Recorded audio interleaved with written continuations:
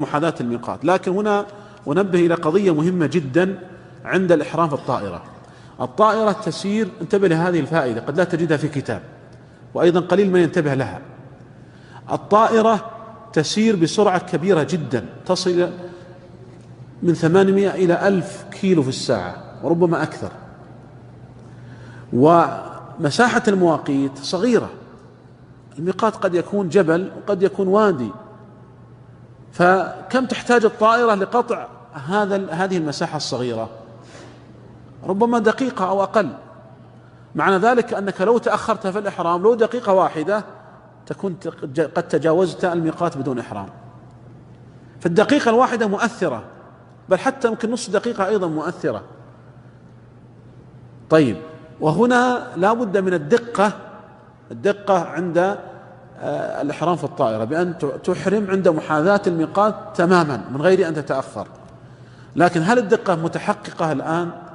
الواقع أنه في الطائرة يعني نسمع عندما يعلن المسؤول في الطائرة يعلن أننا سنحاذي الميقات الساعة الفلانية، تجد أنه بعد مدة يعلن إعلانا آخر، يعني مثلا يقول سنحاذي الميقات الساعة مثلا 6:10، بعد نص ساعة يقول 6:15. طيب، قبل قليل كنت تقول 6:10. معنى ذلك ما في دقة، وهذا يحصل كثيرا من خلال الصبر، كثيرا لربما أكثر الحالات أنها ما في دقة.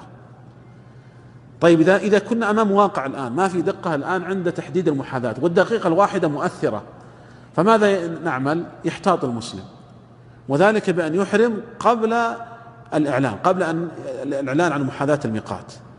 والإحرام قبل الميقات غاية ما فيه أنه مكروه، وهذه الكراهة تزول بالحاجة، فهو الآن محتاج. ولا أن تحرم قبل الميقات خير من أن تحرم بعد الميقات، لأنك إذا أحرمت بعد الميقات عليك دم، أما إذا أحرمت قبل الميقات ما عليك شيء. غاية ما في الأمر أنه مكروه، والكراهة تزول بالحاجة. فانتبهوا بارك الله فيكم لهذه المسألة ونبهوا عليها. هذه مسألة يعني